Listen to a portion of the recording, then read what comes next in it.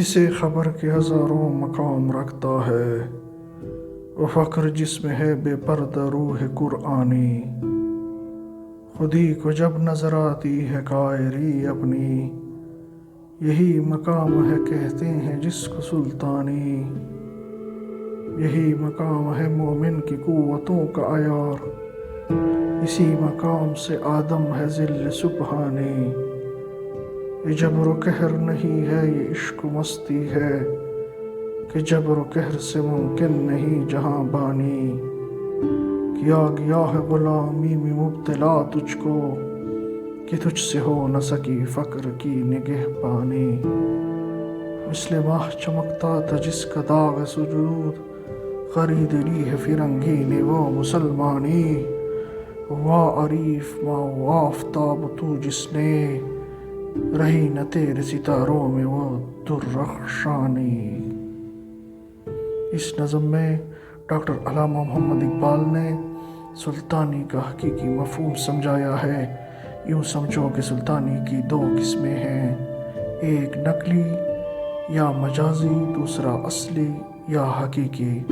علامہ صاحب فرماتے ہیں کہ وہ فقر جو قرآن حکیم کی روح کو اپنی زندگی میں داخل کرنے سے پیدا ہوتا ہے، ہزاروں مقام رکھتا ہے۔ چنانچہ جب مسلمان اپنے اندر شان فقر پیدا کر لیتا ہے تو خود ہی اپنی مخفی قوتوں سے آگاہ ہو جاتی ہے۔ یعنی اس وقت مومن کو یہ معلوم ہوتا ہے کہ مجھ میں کس قدر زبردست طاقتیں موجود ہیں۔ تو جب خود ہی اپنی شان قہری سے آگاہ ہوتی ہے تو اسی مقام یا اسی وقوف کو سلطانی کہتے ہیں۔ عرض سلطانی کی اصل حقیقت و قوت یا شعور ہے، نہ کہ تخت و تاج ہے۔ یعنی اس وقت مومن کو اس حقیقت کا احساس ہوتا ہے کہ دراصل سلطان میں ہوں، نہ کہ وہ سلاطین جو تخت پر چلوگر ہیں۔ اس وقت وہ ان نقلی سلاطین کو ایسی حقارت کی نظر سے دیکھتا ہے جیسے یہ دنیاوی سلاطین اپنے امیروں کو دیکھتے ہیں۔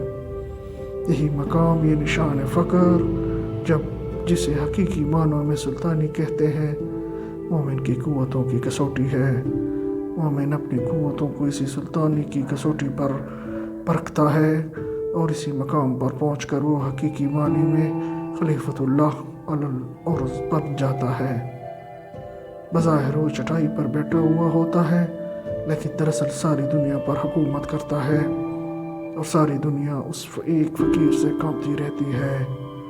واضح ہو کہ یہ سلطانی اپنے اندر جبر و قہر و ظلم و ستم کا رنگ نہیں رکھتی، بلکہ عشق و مستی کا رنگ رکھتی ہے۔ بالفاظ دیگر، دنیاوی سلاطین تو صرف لوگوں کے جسموں پر حکومت کرتے ہیں، لیکن مومن لوگوں کے دلوں پر حکمران ہوتا ہے۔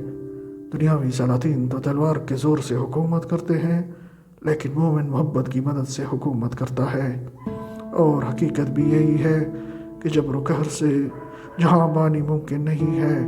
تاریخ گواہ ہے کہ جن بادشاہوں نے جبر و قہر سے حکومت کی ہے، ان کا انجام نہایت برا ہوا ہے۔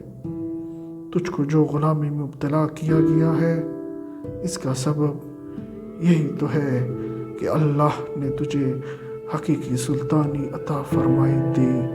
یعنی سرکار دو عالم صلی اللہ علیہ وآلہ وسلم نے تجھے فقر کا سبق پڑھایا تھا، لیکن تو نے وہ سبق بالکل بھلا دیا ہے۔ رسول اللہ صلی اللہ علیہ وآلہ وسلم کی تعلیم کو بھلا دینے کے معنی یہ ہے کہ تو نے اللہ کو بھلا دیا، بس اس نے اپنے قانون کے مطابق تجھے بھلا دیا۔ افسوس کہ تو نے چند روزہ زندگی کو عیش و آرام سے بسر کرنے کی خاطر فرنگی کی غلامی قبول کر لی ہے۔ اس کا نتیجہ یہ نکلا کہ تیرے قوم کے افراد کی عزت خاک میں مل گئی اور وہ تمام دنیا کی نظروں میں ذلیل و خوار ہو گئی۔